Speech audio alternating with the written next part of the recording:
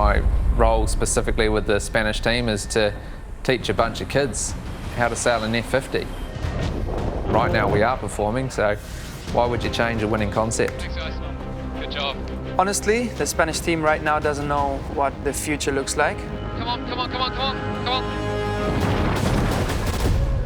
on. I guess the question should be, why am I losing my job next year?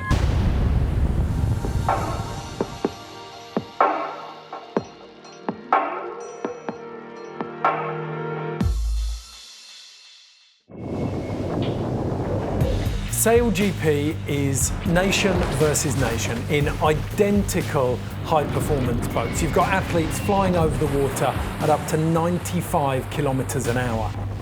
Some of those national teams are development teams. And right now you've got the Kiwi helmsman, Phil Robertson, who's nurturing a young team of Spanish Olympians so that they can go up against the best in the world.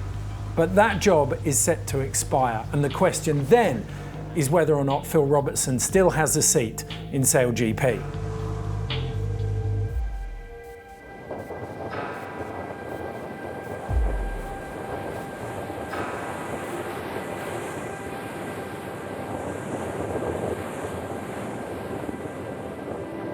My position in SailGP is as a helmsman.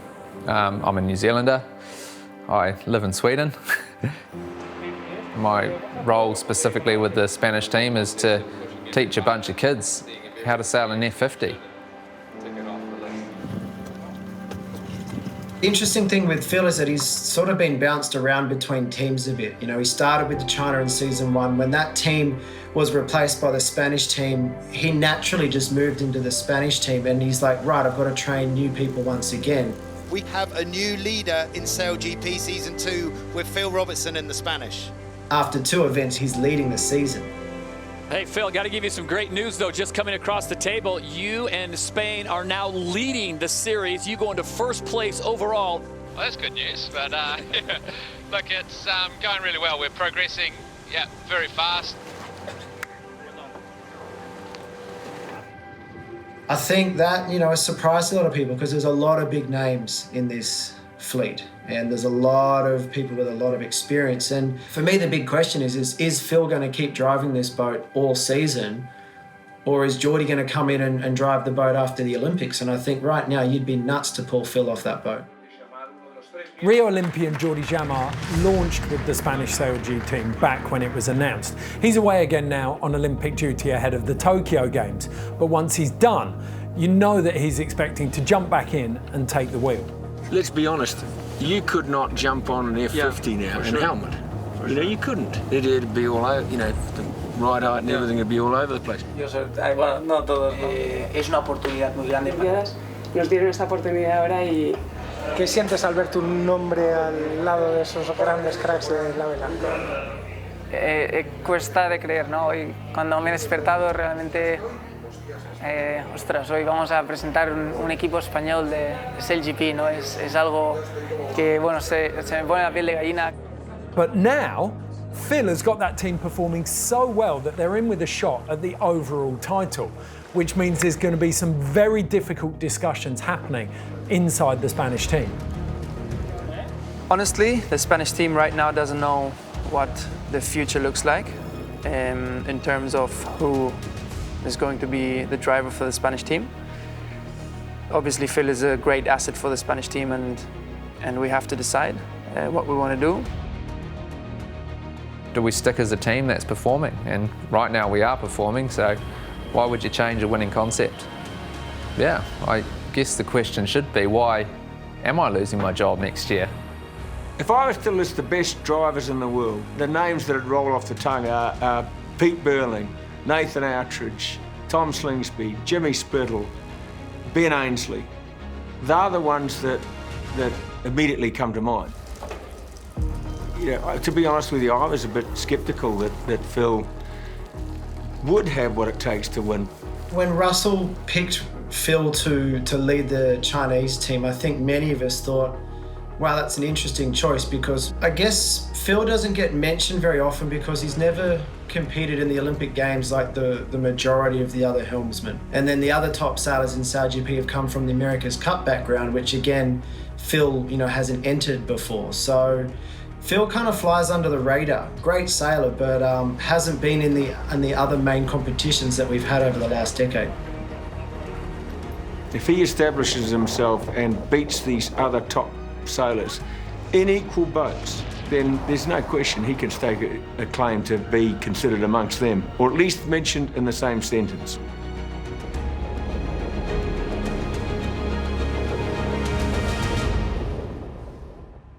Doesn't look like it's a super early jibe, eh? No. He's clearly talented, but he's tactically brilliant. He's a real thinker. He's very, very shrewd. Round the outside for Robertson and Spain. Nice. Thanks, guys. Good job.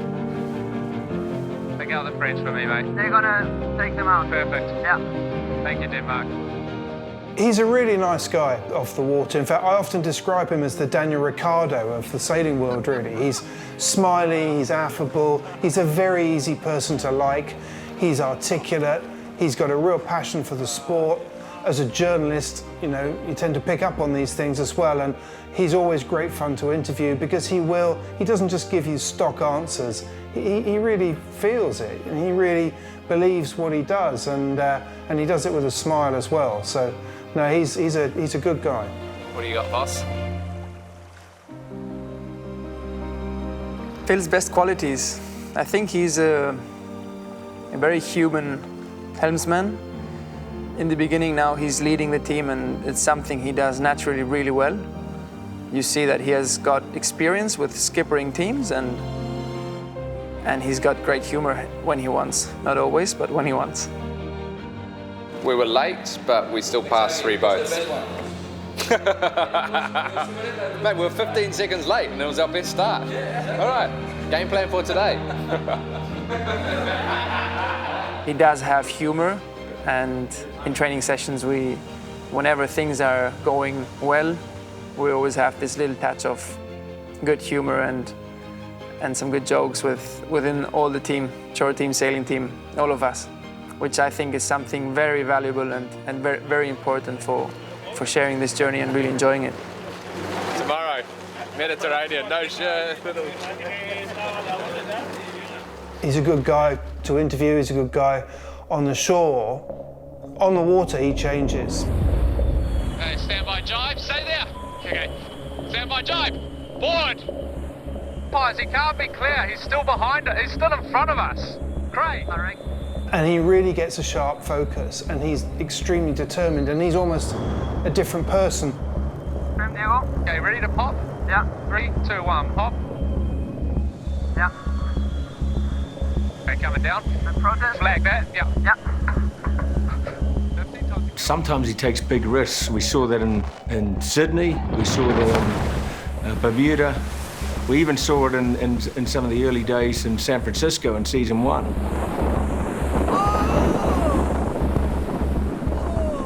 Yeah, if I had a style, I say I wouldn't mind a bit of aggression every now and then, and if we have to push a situation, I'll be more than happy to push it.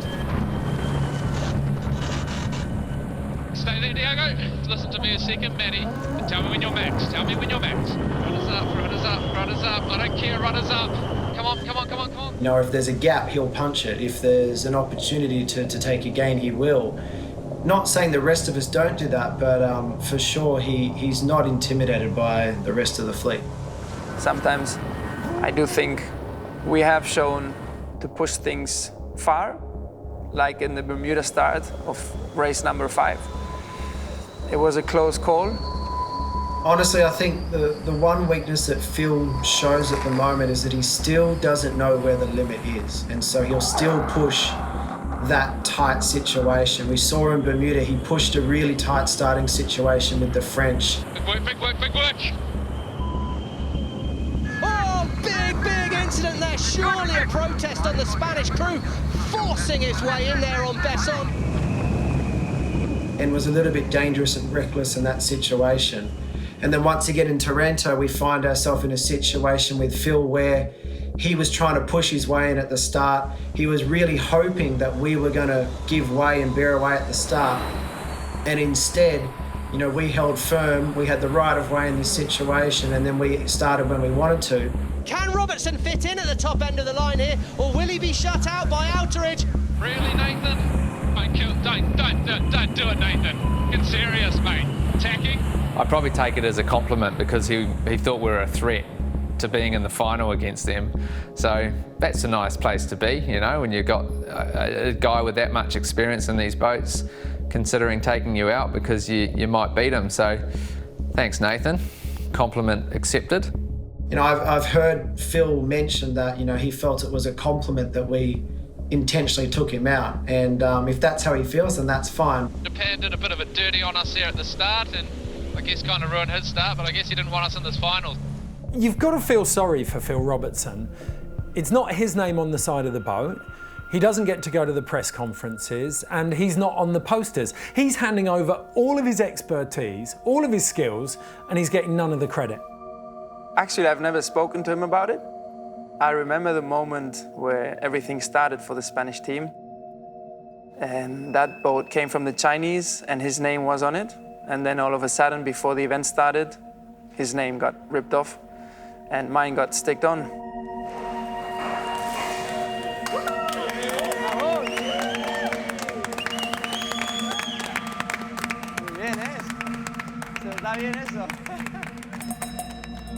Phil's the one who's doing all the work, driving the boat, taking all that pressure, getting all the results. I'm imagining it probably isn't the most pleasant position to be in. I think it must be very frustrating not to have your name on the boat, particularly when everybody else seems to. And maybe that just accentuates his desire to get in there and to push hard. Yeah, I do think it's definitely something that occupies his mind several times, not knowing what exactly his future will look like, and obviously it would be more motivating for him knowing that he's going to be certainly 100% with the Spanish team throughout the whole season too. But at this stage, it's something that none of us knows, and it's part of it. Have you finished? How good?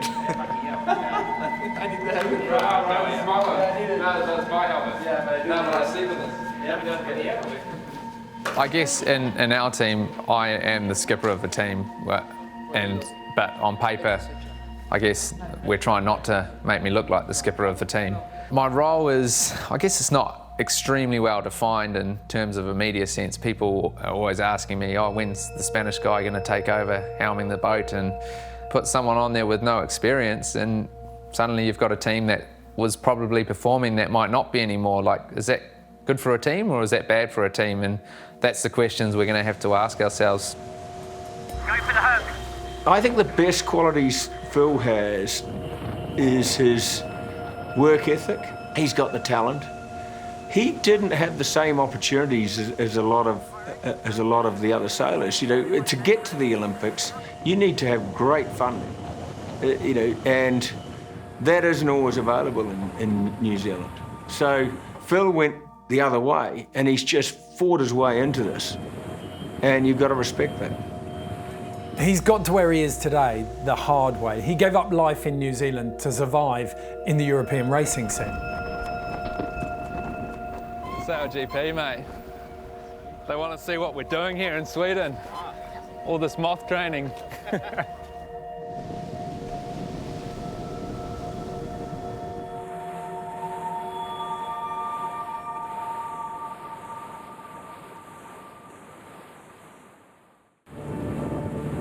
Phil Robertson has spent the last 2 seasons of SailGP developing teams. First, it was the Chinese team. This year, in just 2 races, he's got the Spanish SailGP team leading the overall championship standings. But post-Olympics, Jordi Jamar is supposed to step into his seat, which means Phil is out of a job. And you've got to feel for him. He's given absolutely everything to this sport. And he doesn't know anything else. Sailing, for me, I guess, has been a part of my family, really. Since I was born, my parents met sailing. It's always been in the blood, I guess, and I used to build houses for 5 years, basically. I did a building apprenticeship in New Zealand, and that was my job. I would be sailing 2-3 times during the weeknights and Saturday, Sunday, so it was a full-on schedule. I didn't really have time for anything else apart from sailing and building, and I decided when I was 21 with a couple of mates that we wanted to have a crack at professional sailing, and would ship ourselves up to Europe for half a year, do as much racing as we could, and it sort of expanded from there, and yeah, no regrets. We saved all our money, spent it all in 6 months, and came back to New Zealand broke, but the passion for me has been to be racing against the best guys in the world at the top of the sport.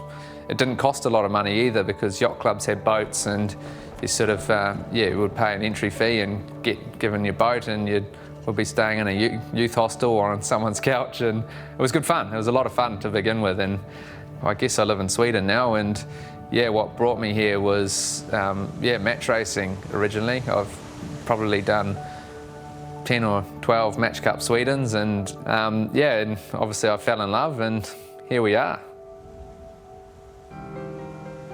So we met out on Marstrand. Phil was there competing, and I was working on the island. Then a few years later, we started dating. Yeah. They don't have a base where they always compete from, so they're always traveling around the world. So we do spend quite a bit of time apart. I do try to come to some events every now and then, but it can be difficult with all the time apart, definitely. Husqvarna. It's Swedish, isn't it? Husqvarna? And so he's a very thoughtful person. He's also very competitive, so to be able to perform everything else in our life has to work out. It plays a big role, I think. Probably took me 5 years to sort of find a bit more of a home and rent an apartment, and that was purely from the money you're making, which first 5 years you're barely getting by, and everything you make you're putting it straight back into the sport and trying to develop and get better. It's a really fine line in the sport of sailing between taking jobs because you're going to develop your skill set and taking jobs because you need the money. For me, it's never ever been about money. It is always about trying to get to the top of the sport, racing the best guys in the best boats, and here we are, and I'm loving it, and I wouldn't change a thing. I'll be super happy to be poor for the rest of my life if I can do what I'm doing right now.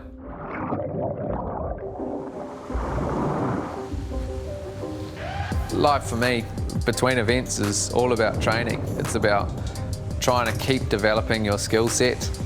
It's not easy. There is no other boat in the world like the F50. It's about foiling. You've just got to keep foiling. You've got to keep pushing the boundaries of what you know, what you've learned. You've got to keep learning. And yeah, I love anything that foils. What you learn from doing something smaller is you're a lot more connected to the foil. So the things you feel through your feet on smaller boats like the Moth, kite foiling, surf foiling, it translates to an F50 because you can see a problem. I guess when you pitch pole your Moth, it costs a lot less than when you do it on an F50.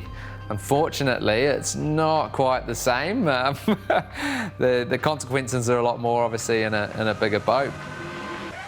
What I've discovered in this sport is you've always got to keep scaring yourself to make sure that you're comfortable feeling uncomfortable. And that is key. And for me, I think a big step in sort of learning that is taking on different things that are going to scare me.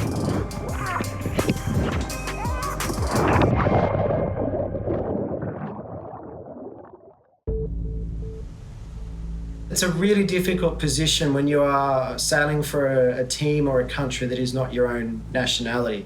You know, Phil's probably been instructed, like I have, to build the team, increase the sailing talent within that country to a point where you're going to get replaced yourself. And so I guess he's just got to keep getting as good as he can and showing that he's worth, you know, another drive with another team in the future. To make matters worse for Phil, in his pursuit of a regular seat on SailGP, the New Zealand team have entered the fold for season 2, but taking control of that team are the Olympic and America's Cup winning duo of Pete Burling and Blair Tuke. and their stock literally couldn't be higher right now. So you have to assume that the New Zealand team place is taken. They are probably going to have that team indefinitely. But what will be interesting is if Phil, as a Kiwi, beats the New Zealand team, then the question comes, well, why shouldn't Phil be driving the New Zealand boat? Yeah, I think I know Phil really well and have grown up racing against him, from Opti days, right through, and it's something that he's obviously a really good sailor. Then for him obviously to transition through to Spain now and to be performing really well for them is something that's really cool to see a fellow Kiwi performing at the highest level on the international stage. For those of us that have come through the Olympic sort of pathway into then doing the America's Cup, we haven't crossed over with Phil so much, and this is really the first opportunity at that. I think he could win SailGP, but it's going to be really, really tough. I think at the moment he's leading, and he's leading because he's delivered 2 consistent results. But he's going to have to get punchier than that if he's going to win it, because over time the other teams are going to improve as well, and he's going to have to raise his game. If Phil Robertson wins season 2 driving the Spanish boat, yet his name is not displayed on that boat, his name doesn't get written on the trophy and someone else's name is put on that trophy who hasn't even sailed on the boat this season, it just doesn't make sense to me, and it just doesn't seem respectful to what Phil's been doing with that team. So the simple answer to the question is, yes, Phil and the Spanish team are contenders to win SailGP in season 2. All Phil can do right now is focus on maintaining the performances for the Spanish team so that it's harder to replace him. And even if he is replaced, the rest of the teams know that they'd be lucky to have him. But the problem is, going into Plymouth, he's losing one of the most critical members of his team to the Olympic Games in Tokyo. Florian is off to do the Olympics. And so Phil loses his #1 wing trimmer. It must be incredibly frustrating for him, because there he is, he's at the top of the leaderboard. He's trying to establish himself. And yet there are other sailors on the team who, of course the Olympics is a big deal, but to Phil, it's still a compromise. This is not a perfect scenario for him by a long shot. And he's going to have to sail in Plymouth in potentially strong winds with a brand new wing trimmer. Wow, that's going to be tough. What do you got, boss? In the Spanish team, we have to start deciding how do we want to proceed, which ones are our main goals. Do we want to win? Can we win only with Phil? Can we also win with Jordi? When is the certain moment of having the handover from Phil to Jordi? In case, for example, there wouldn't be any handover and Phil would drive us through the whole season, together with the team, I'm fairly sure that we do have realistic possibilities to winning the league and SailGP season 2.